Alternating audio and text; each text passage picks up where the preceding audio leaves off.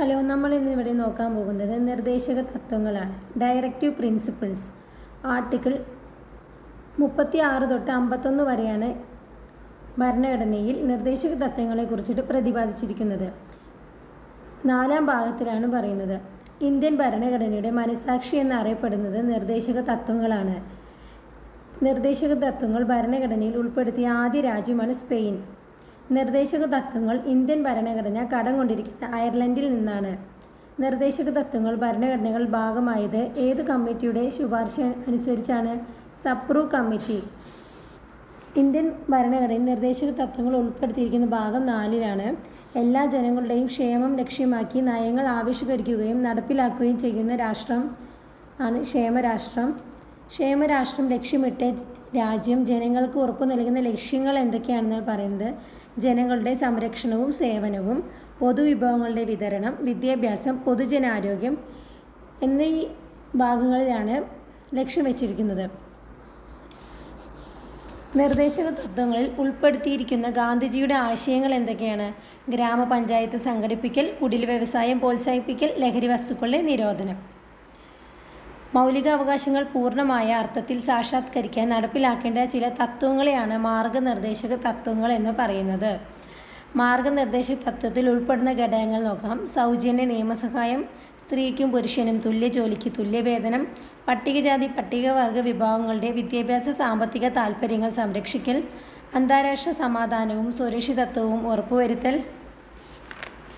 നിർദ്ദേശക തത്വങ്ങൾ ന്യായവാദത്തിന് അർഹമല്ല എന്ന് അനുശാസിക്കുന്ന അനുച്ഛേദമാണ് ആർട്ടിക്കിൾ 37.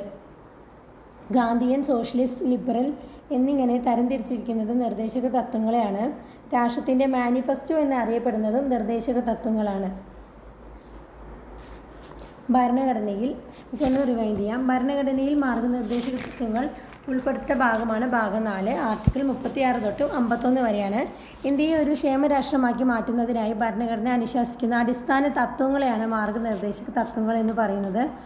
ഭരണനിർവഹണത്തിലും നിയമനിർമ്മാണത്തിലും ഭരണകൂടം പാലിക്കേണ്ട നിർദ്ദേശങ്ങളെ സംബന്ധിച്ചാണ് ഇതിൽ പ്രതിപാദിച്ചിരിക്കുന്നത്.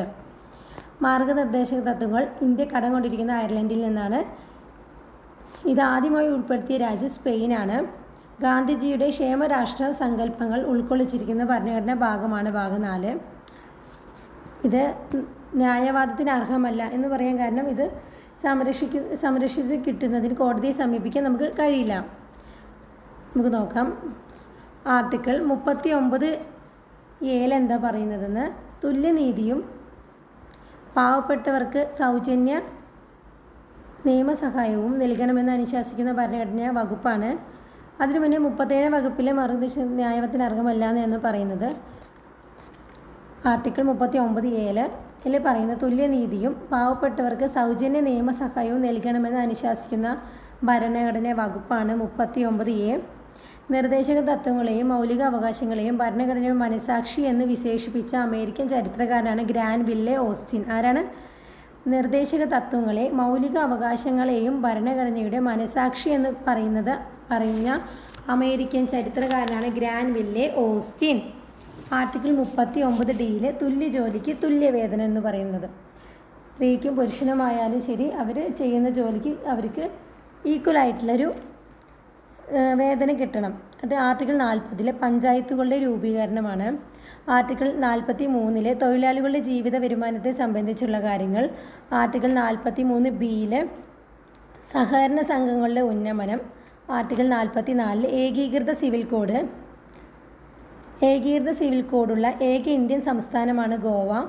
ആർട്ടിക്കിൾ 45 6 വയസ്സിന് താഴെയുള്ള കുട്ടികൾക്ക് സംരക്ഷണവും വിദ്യാഭ്യാസവും നൽകണമെന്ന് അനുശാസിക്കുന്ന ഭരണഘടനാ വകുപ്പാണ് ആർട്ടിക്കിൾ 45.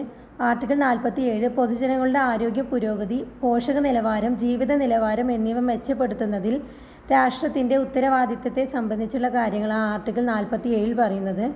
മദ്യനിരോധനം ഉൾപ്പെടുന്നത് ഈ ആർട്ടിക്കിളിലാണ്. ഏത് ആർട്ടിക്കിൾ? ആർട്ടിക്കിൾ 47. പൊതുജനങ്ങളുടെ ആരോഗ്യ പുരോഗതിയിൽ പോഷക നിലവാരം, ജീവിത നിലവാരം എന്നിവ മെച്ചപ്പെടുത്താൻ രാഷ്ട്രത്തിൻ്റെ ഉത്തരവാദിത്തം സംബന്ധിച്ച് മദ്യനിരോധനം ആർട്ടിക്കിൾ 47 പിന്നെ ആർട്ടിക്കിൾ 48 ഗോവധ നിരോധനം, മൃഗസംരക്ഷണം. ഗോവധ നിരോധന നിയമം നടപ്പിലാക്കിയ ആദ്യ ഇന്ത്യൻ സംസ്ഥാനമാണ് ഗുജറാത്ത്. ആർട്ടിക്കിൾ 48A വനം വന്യമൃഗ സംരക്ഷണം പ്രകൃതിയുടെ ഉന്നമനവും സംരക്ഷണവും. ആർട്ടിക്കിൾ 49 ദേശീയ പ്രാധാന്യമുള്ള വസ്തുക്കളുടെയും സ്ഥലങ്ങളുടെയും ചരിത്ര സ്മാരകങ്ങളുടെയും സംരക്ഷണം.